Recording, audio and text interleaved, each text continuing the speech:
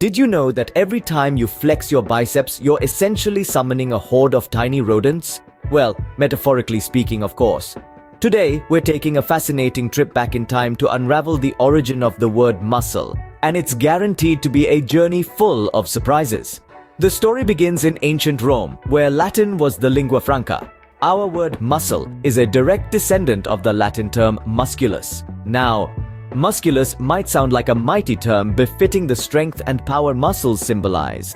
But in fact, the ancient Romans had a rather different perspective.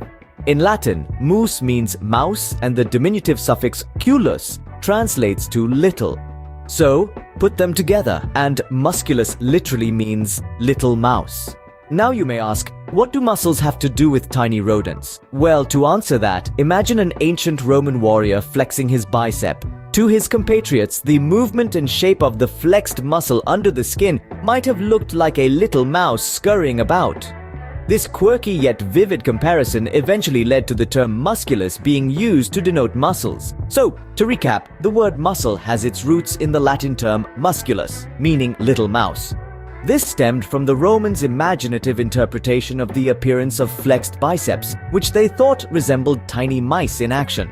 Isn't language fascinating? Even in the realm of anatomy, it's filled with whimsical comparisons and vivid imagery. So the next time you're at the gym or simply flexing your biceps, remember the little mice that gave muscles their name. It's a delightful reminder of how our words often have histories as interesting and complex as the concepts they represent.